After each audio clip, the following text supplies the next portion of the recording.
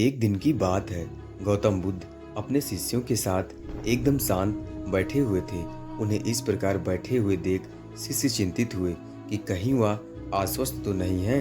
एक शिष्य ने उनसे पूछा कि आज वह मौन क्यों बैठे हैं? क्या शिष्यों से कोई गलती हो गई है? इसी बीच एक अन्य शिष्य ने पूछा कि क्या वह आश्वस्त हैं? पर बुद्ध मौन रहे। तभी कुछ दूर खड़ा व्यक्ति जोर से चिल्लाया, आज मुझे सभा में बैठने की अनुमति क्यों नहीं दी गई? बुद्ध आंखें बंद करके ध्यान मग्न हो गए।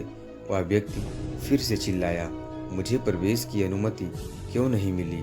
इसी बीच एक उदार शिष्य ने उसका पक्ष लेते हुए कहा कि उसे सभा में आने की अनुमति प्रदान की जाए। बुद्ध ने आंखें खोली और बोले, नहीं, वह अछूत है, उसे आज्ञा नहीं दी जा सकती। यह सुनकर शिष्यों को बड़ा आश्चर्य हुआ।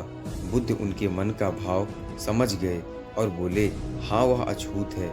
इस पर कई शिष्य बोले, हमारे आश्रम में जात पात का कोई भेद नहीं, फिर वह अछूत कैसे हो गया? तब बुद्ध ने समझाया, आज वह क्रोधित होकर आया है। क्रोध से जीवन की एकाग्रता भंग होती है। क्रोधी व्यक्ति प्रायः मानसिक हिंसा कर बैठता है। इसलिए जब तक वह क्रोध में रहता है तब तक वह अछूत होता है। इसलिए उसे कुछ समय एकांत में खड़े रहना चाहिए। क्रोधित शिष्य भी बुद्ध की बातें सुन रहा था।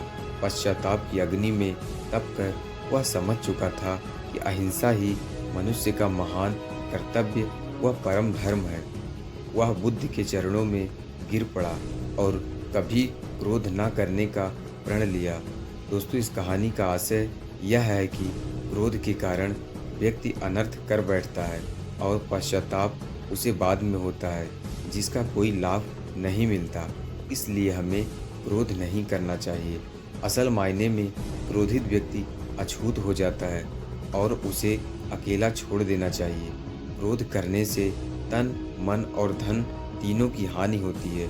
क्रोध से ज़्यादा हानिकारक कोई और वस्तु नहीं है। तो कैसी लगी यह कहानी? आप लोग कमेंट बॉक्स में कमेंट करके ज़रूर बताइए।